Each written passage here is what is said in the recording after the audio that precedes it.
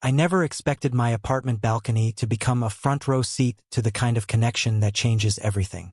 But that's exactly what happened the first morning I saw Elena tending her herbs, moving with a quiet grace that made the entire world seem to hold its breath just to watch her. Something was wrong with my coffee maker again. The damn thing had been sputtering and groaning for weeks, but this Tuesday morning it finally gave up completely. I stood there in my boxers and yesterday's t-shirt, staring at the silent machine like it might suddenly spring back to life if I just willed it hard enough. The digital clock on my microwave glared 6:47 a.m. in angry red numbers. My morning jog could wait. That's when I heard it. The gentle splash of water, rhythmic and deliberate, coming from somewhere outside my sliding door. I'd lived in this apartment complex for 8 months and never paid much attention to the sounds from the courtyard. People came and went. Life happened in the units around me while I focused on my own small corner of existence. But something about this particular sound made me pause. I pulled back the thin curtain and stepped onto my balcony, immediately hit by the cool morning air that still carried hints of last night's rain. The courtyard below was empty except for a few scattered leaves and the maintenance crew's forgotten ladder leaning against the brick wall. But directly across from me, maybe 20 feet away, someone was moving on the balcony that mirrored mine. She had her back turned, auburn hair twisted into a loose braid that hung between her shoulder blades. A soft gray cardigan wrapped around her shoulders, sleeves pushed up past her elbows as she worked. Her balcony was transformed into something I hadn't expected in this sterile apartment complex. A miniature garden that seemed to breathe life into the concrete and steel around it. Herbs in terracotta pots lined the railing. Tiny tomato plants climbed improvised trellises made from wooden dowels and twine. Everything green and growing and completely out of place. She moved with the kind of focus I recognized from my own work. The same attention to detail I brought to architectural drawings, she brought to tending these plants. Each movement deliberate, purposeful. She lifted a small watering can, tilting it carefully over a pot of what looked like basil, watching the water soak into the dark soil. The morning light caught the steam rising from her coffee mug, sitting forgotten on a small wooden table beside a pair of gardening gloves. I should have gone back inside. Should have respected her privacy, her quiet morning ritual. Instead, I found myself gripping the cold metal railing of my own balcony, completely transfixed. There was something about the scene that felt like discovering a secret, like finding out that the building I'd been living in all these months had hidden depths I'd never bothered to explore. She straightened up, rolling her shoulders back in a stretch that seemed to acknowledge the early hour.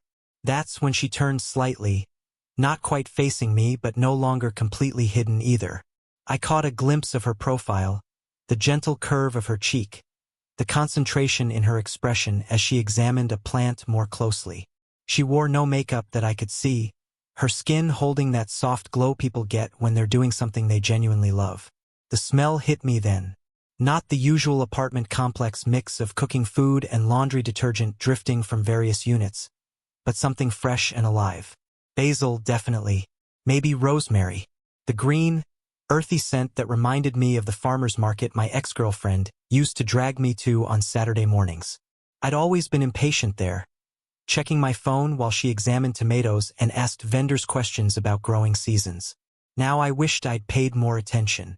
She reached for something beyond my line of sight, and the movement caused her to glance up. Our eyes met across the small courtyard space, and I felt something shift in my chest.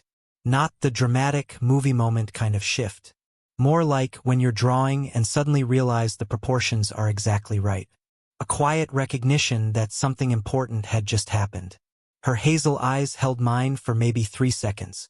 Not long enough to be uncomfortable, but long enough for me to notice they were flecked with gold that caught the morning light. Long enough for her to offer a small smile and a gentle nod. Not flirtatious, not calculated. Just the kind of acknowledgement neighbors give each other when they realize they're sharing the same moment. I raised my hand in what I hoped looked like a casual wave. She nodded again, then turned back to her plants with the same focused attention she'd shown before. No drama, no lingering looks. Just a woman continuing her morning routine after briefly acknowledging the guy watching from across the way. I stood there for another minute, maybe longer, watching her move between her plants. She hummed something under her breath, too quiet for me to identify the tune, but loud enough that I could hear the contentment in it. When she finally gathered her watering can and gloves and disappeared inside her apartment, I realized I'd been holding my breath. Back in my own kitchen, staring at my broken coffee maker, everything felt different somehow. The same white walls, same generic cabinets, same view of the parking lot through my front window. But now I knew that 20 feet away, someone had created something beautiful in the exact same space I'd been using for storage and the occasional barbecue. I grabbed my running shoes and headed out for my jog. But the whole time I kept thinking about morning light on auburn hair and the smell of fresh herbs and the way some people could make even the most ordinary moments feel like they mattered. 3 days passed before I saw her again.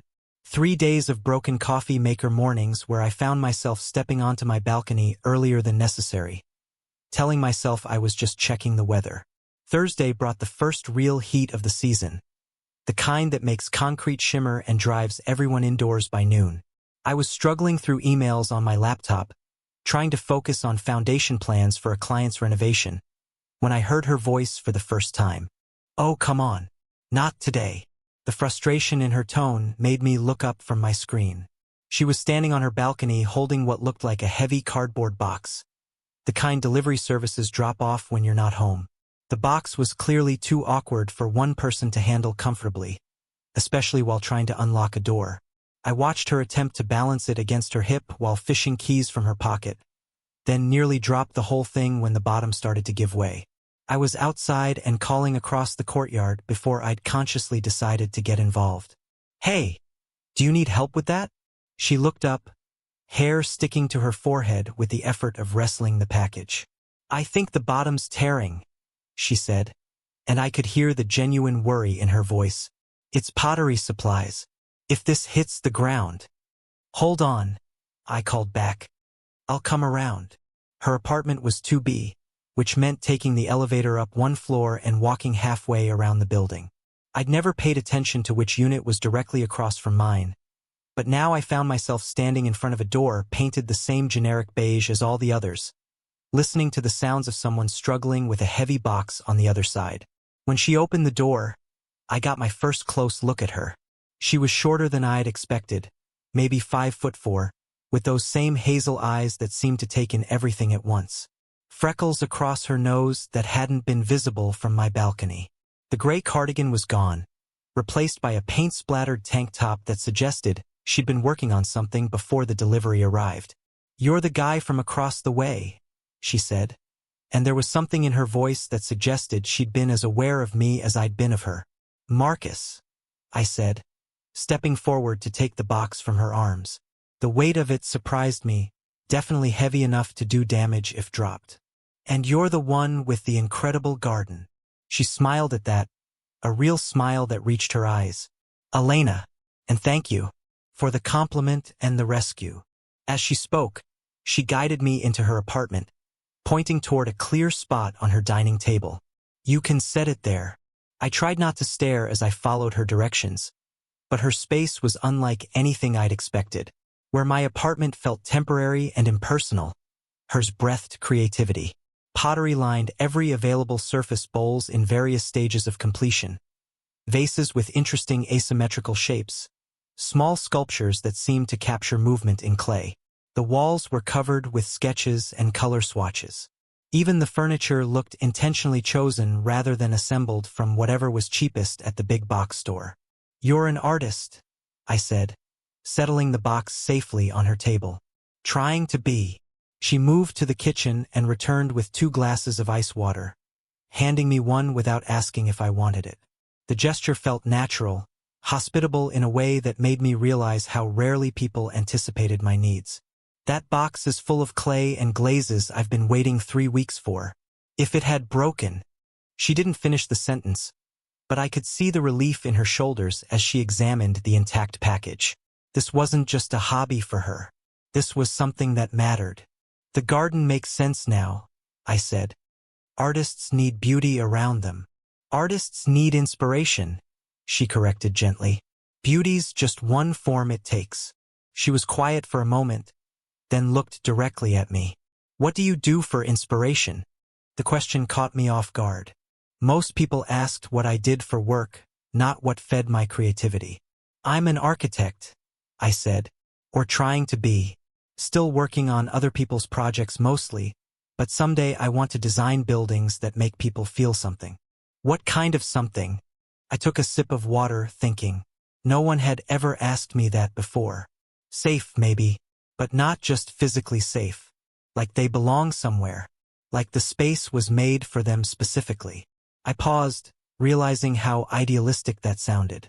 Sorry, that probably sounds ridiculous. It sounds like you understand that spaces have souls, she said simply. Most people don't think about that. We stood there in her creative chaos, and I felt something I hadn't experienced in a long time. The feeling of being seen, understood, recognized for something deeper than surface conversation usually reached. Elena wasn't just being polite. She was actually listening, actually thinking about what I'd said. She walked me to the door a few minutes later, thanking me again for the help. As I handed her my water glass, our fingers brushed against each other. Just a moment of contact, but it sent an unexpected jolt of awareness through me. Her hands were warm, slightly rough from working with clay, completely steady. I owe you one, she said. No, you don't, I replied, meaning it. But maybe I'll see you in the morning. In the garden. Her smile was softer this time, more personal. I'm usually out there around 7. Earlier if I can't sleep. Walking back to my apartment, I realized I was looking forward to 7 o'clock in a way I hadn't looked forward to anything in months. And for the first time since moving to this building, my generic beige walls felt less like home than the space I just left behind. The ceramic mug slipped from Elena's hands, shattering against her balcony floor in a spray of white fragments and jasmine tea. Marcus watched from his own balcony as she stared down at the broken pieces, her shoulders rigid with something that looked like barely contained frustration. Everything okay over there? He called softly across the narrow courtyard. She looked up, and even in the dim evening light, he could see the exhaustion etched across her face. Just one of those days when everything decides to break at once. Without thinking, Marcus grabbed his broom and dustpan. I'm coming over. 5 minutes later, he was kneeling on her balcony, carefully collecting the ceramic shards while Elena sat curled in her wicker chair, watching him work. The silence stretched between them, but it wasn't comfortable like their usual quiet moments. This felt heavy, loaded with something she wasn't saying. You don't have to clean up my mess, she said finally. I want to. He glanced up at her. Besides, I've broken enough things in my life to know how this feels. She let out a shaky laugh. It's not really about the mug. Marcus finished sweeping and sat back on his heels, giving her his full attention. Elena pulled her cardigan tighter around herself, as if gathering armor. I lost a commission today. 3 months of work, and the client decided they wanted something completely different. Her voice was steady, but her hands trembled slightly as she spoke. Not adjustments, not modifications, something entirely different. That's brutal. The worst part is I saw it coming. I could feel them pulling away during our meetings, asking for changes that didn't make sense. But I kept hoping, kept pushing forward because I needed this to work out. She pressed her palms against her eyes. I've been barely scraping by for months, Marcus. This was supposed to be the piece that changed everything. Marcus had never heard her speak with such raw honesty. The Elena he knew was composed, self-assured, moving through life with quiet confidence. This vulnerable version of her made something twist in his chest. What will you do now? I don't know. The admission seemed to cost her. I might have to give up the studio space. Maybe find something more stable, more practical. She said the word practical like it tasted bitter. Thunder rumbled in the distance, and the first fat raindrops began to fall. Elena looked up at the darkening sky with something like resignation. We should go inside, she said, but neither of them moved. The rain started in earnest then, forcing them to scramble for her sliding door. But as Marcus stepped into her living room, he stopped short. He'd glimpsed pieces of her work before through the windows, but being surrounded by it was overwhelming. Pottery lined every available surface, bowls with glazes that seemed to hold captured sunlight, vases with textures that made his fingers itch to touch them, sculptures that looked like they were mid-dance. Elena, these are incredible. She was toweling rain from her hair, but she paused at the genuine amazement in his voice. They're not paying my rent, but they're beautiful. They're more than beautiful. They're alive. He moved closer to a series of small vessels on her coffee table, each one unique yet clearly part of a family. How can you think about giving this up? Because beauty doesn't keep the lights on. Her voice cracked slightly. Because I'm tired of choosing between groceries and art supplies. Because maybe my parents were right when they said I should have studied something useful. The rain hammered against her windows now, creating a cocoon around them. Marcus turned to face her fully, and something in his expression made her breath catch. You want to know what I see when I look at buildings I've designed? He asked quietly. Boxes. Efficient, functional boxes that people live and work in.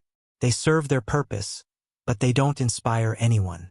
They don't make people stop and feel something they've never felt before. Elena's eyes widened slightly. But this, he gestured around the room, this makes me believe in magic again. This makes me remember why I wanted to be an architect in the first place, not just to design shelter, but to create spaces that feed the soul. She was crying now, silent tears that she didn't bother to wipe away.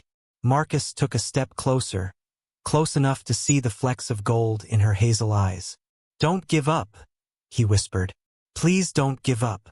Outside, lightning illuminated the courtyard in stark white flashes, but inside Elena's apartment, something else was illuminating, the space between them, charged with recognition and possibility and the dangerous hope that maybe, just maybe, they could be brave enough to reach for each other. Marcus heard the crash from his apartment at 7 in the morning, followed by a string of words he'd never heard Elena use before. He found her on her balcony, staring down at the remains of what looked like a large ceramic sculpture scattered across the courtyard below. The wind caught the table, she said without looking up, her voice eerily calm. 3 weeks of work. But instead of the devastation he expected to see on her face, Elena looked relieved, almost liberated. I was going to sell it, she continued, finally meeting his eyes. It was supposed to be safe, commercial, something that would appeal to everyone and offend no one. She laughed, and the sound held a wild edge. I hated every minute I spent making it. Marcus climbed over the low barrier between their balconies. Something he'd never done before but which felt natural now, necessary. Elena didn't seem surprised when he appeared beside her, solid and warm in the cool morning air. So what are you going to do instead? Something that scares me. She turned to face him fully, and Marcus felt his breath catch. There was a new light in her eyes, fierce and determined. I'm going to make the piece I've been afraid to make. The one that's been living in my sketchbook for months because it felt too personal, too raw. What's it about? Elena hesitated, color rising in her cheeks. Connection. The space between two people when they're almost touching but not quite. That moment when everything hangs in the balance. The words seemed to echo in the small space between them. Marcus was acutely aware of exactly how close they were standing, how her cardigan had slipped off one shoulder, how her breathing had quickened. I'd like to see it, he said quietly. It might take weeks, months, even. She was studying his face intently, as if reading something there. Would you want to watch me work sometimes? I know it sounds boring, but yes. The simple certainty in his voice made her smile, the first genuinely happy expression he'd seen from her in days. What followed were the most intense weeks of Marcus's life. He found himself rushing home from work to spend hours in Elena's studio space, watching her hands shape clay with a focus so complete it was almost meditative. She worked differently on this piece, more instinctively, less concerned with perfection. It's about trust, she explained one evening, her hands never pausing as she refined a curve that seemed to reach toward something just out of sight. About being willing to be vulnerable with someone. Marcus watched her work, hypnotized by the precision of her movements, by the way she seemed to channel something beyond technique. And slowly, he began to understand that she wasn't just talking about her art. The breakthrough came on a Thursday night when Elena's hands started shaking from exhaustion. She'd been working for 6 straight hours, lost in the piece, and when she finally stepped back, Marcus could see what she'd been creating. 2 figures, abstract but unmistakably human, leaning toward each other across a space that could be measured in inches but felt like miles. The piece captured that electric moment of almost connection with such accuracy that Marcus felt his chest tighten. "Elena," he breathed. She turned to look at him, clay still coating her fingers, hair escaping from its messy bun. There was a vulnerability in her expression that matched her sculpture, as if she'd poured all her carefully guarded feelings into the clay and now stood before him completely exposed. Marcus crossed the small studio in 3 steps. When he reached her, he lifted his hands to cup her face, thumbs brushing across her cheekbones. She leaned into his touch, eyes fluttering closed for just a moment before opening to meet his gaze. "Is this okay?" he whispered. Instead of answering with words, Elena rose on her toes and kissed him. It wasn't the careful, tentative kiss he might have expected. It was certain and warm and tasted like the jasmine tea she'd been sipping all evening. When they broke apart, her forehead rested against his, and Marcus felt something fundamental shift into place.